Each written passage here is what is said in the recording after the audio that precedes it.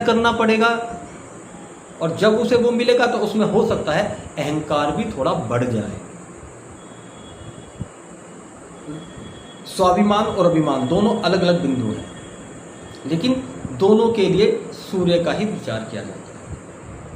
स्वाभिमानी और अभिमानी दोनों व्यक्ति, ये समझना पड़ता है कि सूर्य को क्या कोई पाप ग्रह प्रभावित कर रहा है, तो कहीं ना कहीं उसका स्वाभिमान भी अभिमान ही लगता है।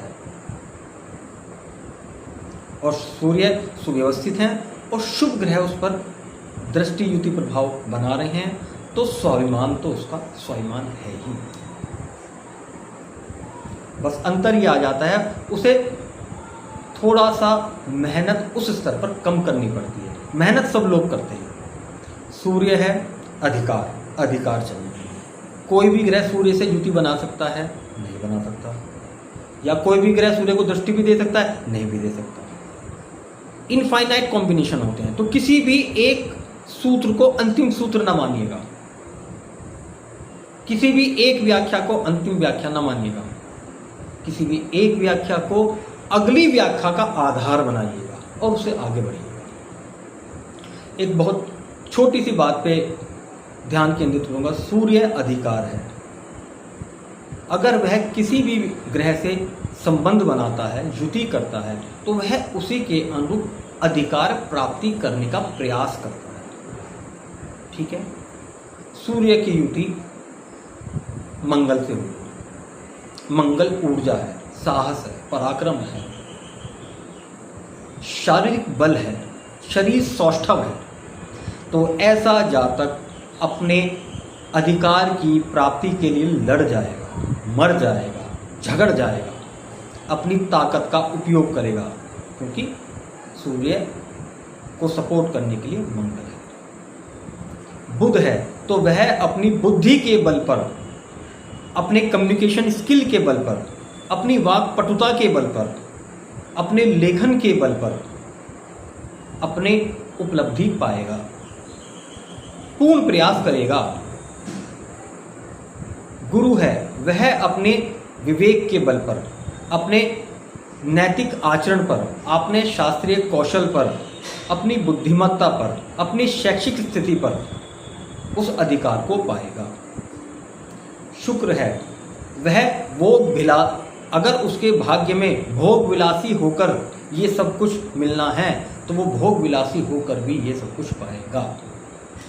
शनि है, शनि अर्थात परिश्रम, सेवा, झुकना, स्लेवरी नेचर। ऐसा व्यक्ति जीवन में उपलब्धि पाता है, शनि प्रमुख है उसके लिए, तो चाहे उसे झुकना पड़ जाए वह उस अधिकार को पाएगा, कोई नहीं रोक पाएगा। हम यूं कह देते हैं कि उसने तो तलवे चाटे होंगे, या उसने ये किया होगा, उसने वो किया होगा। उसे पाना था, उसे मिला। वो डिजर्व करता था, उसे मिला। उसका प्रॉमिस था, उसे मिला। जिसे नहीं मिला वो नहीं कर पाया। तो अब आप देखिए कि आपका सन आपको कैसे दिलवा रहा है। सिंपल सी बात है, उसको ऐसे दिलवाना था, उसको दिलवा दिया, कोई दिक्कत नहीं है। प्रॉमिस था उसका, सिंपल वे। इसीलिए सूर्य चंद्रमा के साथ है, सौम्य होकर के मिलेगा, निर्मल होकर के मिलेगा, सरल होकर के मिलेगा।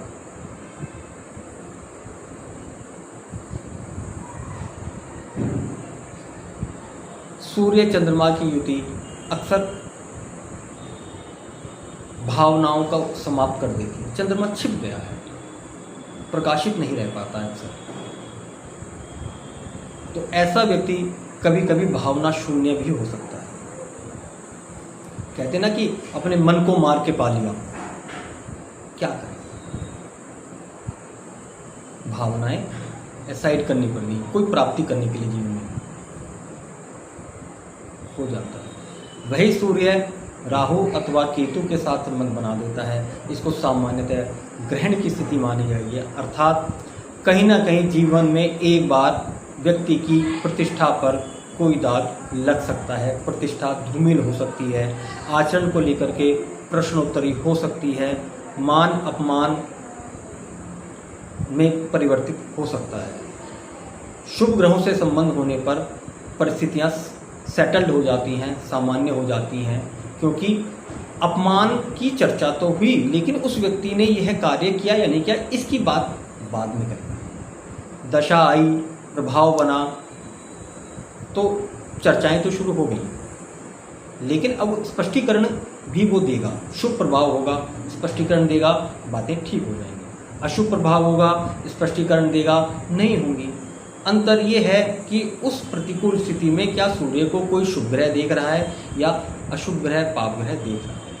उसी के अनुरूप उन परिस्थितियों में उस व्यक्ति को सहयोग मिलता है। अनेकों अनेक जन हैं, जीवन में प्रतिकूल परिस्थितियां आती हैं, अपयश होना पड़ता है, नौकरी चली जाती है, या फिर समाज में उन लोगों को बहुत ही ज़्यादा आत्मग्लानि अनुभूत करने, लेकिन संभवतः सूर्य अच्छा रहा हो, वो रिकवर करते हैं। कोई ग्रह उनके सूर्य को सपोर्ट कर रहा होता है, कैसे भी कर रहा है। सभी लोग रिकवर नहीं करते, लेकिन जिसने रिकवर किया है उसने इसीलिए रिकवर किया है कि कोई शुभ संबंध उसके सूर्य को सहयोगी बनकर सपोर्ट कर रहा था। आज के लिए इतना ही। अगली वीडियो में फिर आपसे बात करेंगे। नमस्कार।